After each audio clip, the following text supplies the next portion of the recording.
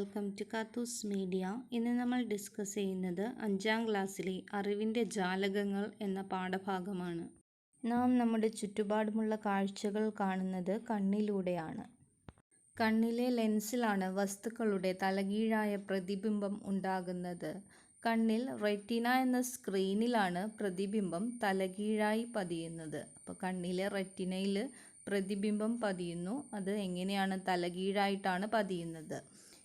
ഈ പ്രതിബിംബത്തെ നേത്രനാഡികൾ സന്ദേശമായി തലച്ചോറിലെത്തിക്കുന്നു. തലച്ചോറാണ് വസ്തുവിനെ യഥാർത്ഥവും നിവർന്നതുമായ കാഴ്ചയാക്കി മാറ്റുന്നത്. ഇങ്ങനെയാണ് നമുക്കൊരു വസ്തുവിൻ്റെ കാഴ്ച സാധ്യമാകുന്നത്.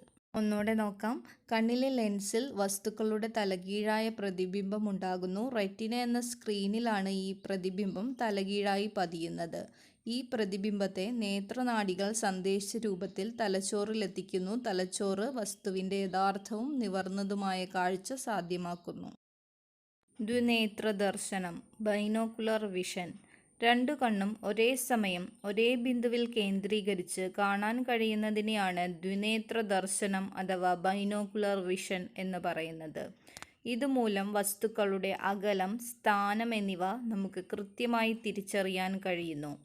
അതായത് രണ്ട് കണ്ണും ഒരേ സമയം ഒരേ ബിന്ദുവിൽ കേന്ദ്രീകരിച്ച് നമുക്ക് കാണാൻ കഴിയുന്നതിനെയാണ് ദ്വിനേത്ര ദർശനം എന്ന് പറയുന്നത്. അതുകൊണ്ട് വസ്തുക്കളുടെ അകലം, സ്ഥാനം എന്നിവ കൃത്യമായി തിരിച്ചറിയാൻ കഴിയുന്നു. ബ്രെയിൽ ലിപി. അന്ധരായ ആളുകൾ എഴുതാനും വായിക്കാനും ഉപയോഗിക്കുന്ന ലിപിയാണ് ബ്രെയിൽ ലിപി. ആവിഷ്കരിച്ചത് ഫ്രഞ്ചുകാരനായ ലൂയിസ് ബ്രെയിലാണ്.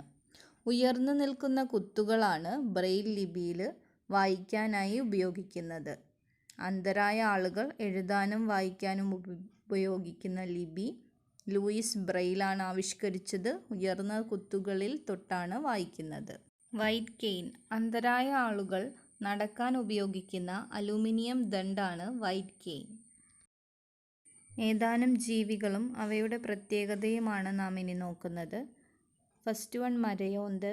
ഒരേ സമയം കണ്ണുകളെ രണ്ട് വ്യത്യസ്ത ദിശകളിലേക്ക് ചലിപ്പിച്ച് വ്യത്യസ്ത കാഴ്ചകൾ ഒരേ സമയം കാണാൻ കഴിയുന്ന ജീവിയാണ് മരയോന്ത്.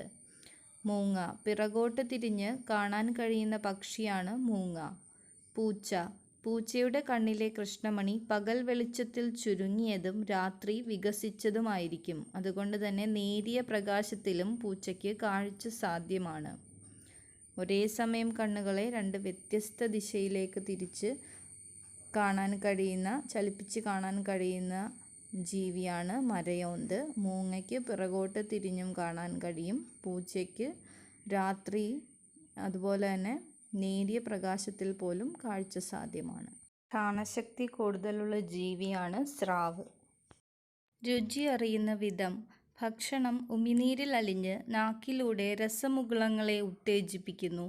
ഇത് സന്ദേശങ്ങളായി നാഡികൾ വഴി തലച്ചോറിലെത്തുന്നു. ഇങ്ങനെയാണ് നാം രുചി അറിയുന്നത്.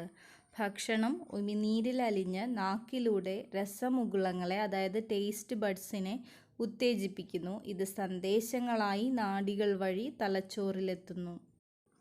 കയ്പ്, പുളി, ഉപ്പ്, മധുരം എന്നിവയാണ് പ്രധാന രുചികൾ.